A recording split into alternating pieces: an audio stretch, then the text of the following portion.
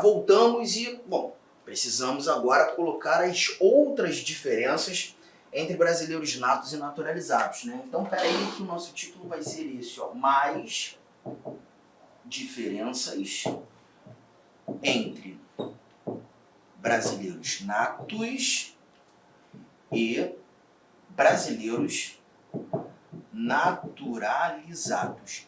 Tem coisa aqui que a gente já comentou. Por exemplo, o artigo 5º, inciso de número 51, ele vai trazer informações sobre a extradição passiva de brasileiros. Quando nós conversamos sobre os dispositivos do artigo 5º, nós comentamos sobre isso, né? Nós vimos que o brasileiro nato ele nunca será extraditado passivamente, mas o brasileiro naturalizado pode ser extraditado passivamente. Nessa linha de raciocínio, chegamos à conclusão que existe uma diferença entre o nato e o naturalizado no que tange a extradição, né? O naturalizado pode ser extraditado quando pratica um crime comum antes da naturalização e se for o comprovado envolvimento em tráfico ilícito de entorpecentes, drogas afins, ele pode ser extraditado antes ou depois. Vimos isso, primeiro ponto resolvido. Legal? Segunda diferença, ou outra diferença, a gente vai lá para o artigo 57, parágrafo 5º, que fala sobre o cargo de presidente do Congresso Nacional. Tá? Você vai analisar aí na sua Constituição, você vai perceber que o presidente do Congresso Nacional ele é obrigatoriamente o presidente do Senado Federal. Então, quando no Senado Federal é escolhido presidente, esse presidente do Senado passa a ser obrigatoriamente o presidente do Congresso. Por que eu gosto de colocar isso aqui? Porque naquela lista que a gente viu agora há pouco, na lista dos cargos privativos de brasileiros natos, você viu o presidente da Câmara e presidente do Senado, mas você não leu o presidente do Congresso. Então tem muita gente que, sem saber dessa informação, poderia achar que o presidente do Congresso é um outro indivíduo. Né? Não. Então, se o presidente do Senado é o presidente do Congresso, por implicitude, esse cargo é um cargo privativo de brasileiro nato. Tudo bem? Tem mais? Tem mais. Artigo de número 89, inciso 7, que vai falar dos 6 cidadãos brasileiros natos que integram o Conselho da República. E um bate-papo rápido só para a gente entender isso aqui. O Conselho da República é um órgão de consulta do presidente da República. Tá?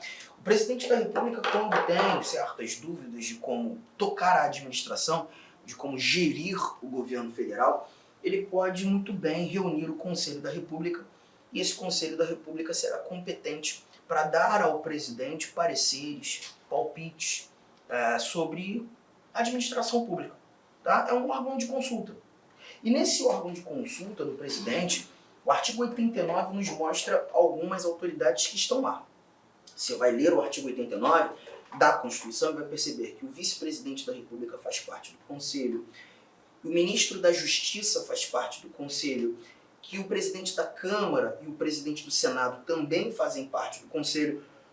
E também contamos com a presença dos líderes das maiorias e das minorias da Câmara e do Senado. Dentro da Câmara, dentro do Senado, nós temos lideranças, né? Você tem sempre aqueles blocos partidários, né, formatados, e esses blocos eles apresentam lideranças. Você tem um líder dos direitos humanos, o líder de não sei o quê, e essas lideranças são escolhidas por eles próprios. Como aqui nós temos um órgão de consulta do presidente sobre a administração pública, é muito importante que o presidente escute também aquilo que parte das lideranças, né? Porque aí você vai perceber que essas lideranças elas articulam as proporções, as representações diversas que nós temos no Brasil, que é um país absolutamente diversificado. Essas lideranças também estão.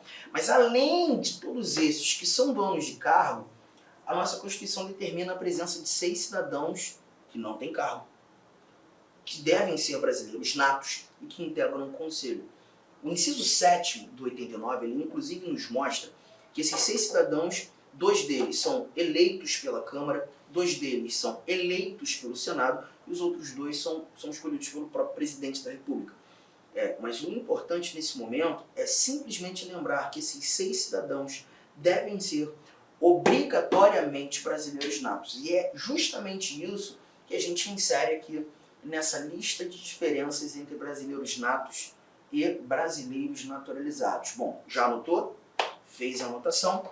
Vamos mais, porque temos mais alguns dispositivos para colocar aqui. O próximo dispositivo é o artigo 103b, parágrafo 1º. O artigo 103b, parágrafo 1º. Aqui nós iremos falar sobre o presidente do Conselho Nacional de Justiça, o famoso CNJ, Conselho Nacional de Justiça, o famoso CNJ. O Conselho Nacional de Justiça é um órgão de controle do Poder Judiciário, um órgão que faz controle administrativo, controle financeiro e controle disciplinar do nosso Poder Judiciário. Eu não vou falar tanto do CNJ agora, nós teremos ainda no estudo do Poder Judiciário. No Judiciário nós falaremos muito sobre. Mas nesse momento é importante você lembrar que esse CNJ, esse órgão de controle, ele é constituído de 15 membros. São 15 membros. Mas o membro, poderia dizer, não sei, o mais relevante, né? Todos eles têm importância, por óbvio, mas o primeiro da lista dos 15 é o presidente do Supremo Tribunal Federal. O presidente do STF obrigatoriamente estará no CNJ. E mais, ele não estará no CNJ como qualquer um. Ele estará no CNJ como presidente do Conselho. Então, o presidente do Supremo é obrigatoriamente, o presidente do Supremo, desculpa, é obrigatoriamente o presidente do CNJ. E aí você lembra, os ministros do Supremo Tribunal Federal obrigatoriamente são brasileiros natos. Se os ministros do Supremo Tribunal Federal obrigatoriamente são brasileiros natos, o presidente do CNJ precisa ser brasileiro nato, porque é o ministro do Supremo. Então aqui você tem mais um cargo que, por implicitude, nós entendemos ser privativo de brasileiro nato. Fechou, Arthur? Não, estou quase fechando. Nós temos ainda o artigo 119, parágrafo único, que traz para a gente o presidente e o vice-presidente do Tribunal Superior Eleitoral, o famoso TSE. O Tribunal Superior Eleitoral é o órgão de cúpula da Justiça Eleitoral. Mas é importante fazer apenas alguns comentários. A Justiça Eleitoral ela não possui um quadro próprio de magistrados. A demanda de processos eleitorais é muito pequena. Por isso, o Constituinte, quando apresentando os órgãos da Justiça Eleitoral, ele entendeu razoável pegar magistrados de outras justiças que cumularão atividade na nossa Justiça Eleitoral. Por exemplo, esse TSE, o artigo 119 vai te dizer que nós contamos com 7 ministros. São 7 magistrados que atuam no TSE. Todos eles são de outros lugares, né? Por exemplo, desses 7, 3 ministros são do Supremo Tribunal Federal. Outros 2 ministros são do Superior Tribunal de Justiça. 3 do STF e 2 do STJ. Já estou contando 5. Para fechar o time de 7, nós contamos com a presença de 2 advogados.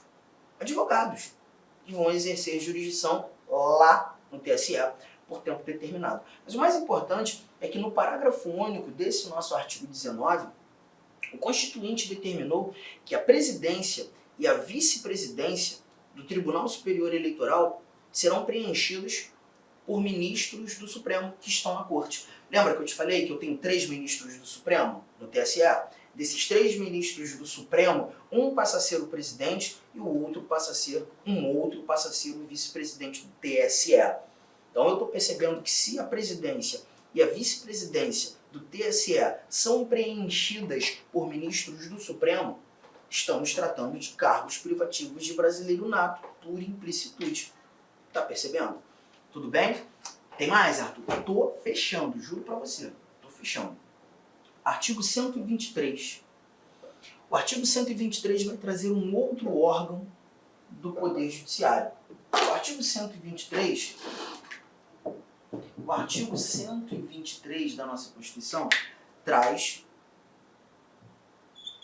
os cargos de ministros militares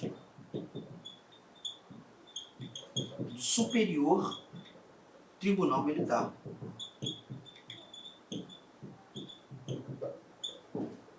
O famoso STM. Bom, vamos lá. O artigo 123 ele vai te contar também que no STM, no Superior Tribunal Militar, nós contamos com 15 ministros. Mas esses 15 ministros, todos eles são indicados. Dos 15 ministros, 10 são ministros militares. 10 são ministros militares. Ministros militares, que são oriundos das armas. Marinha,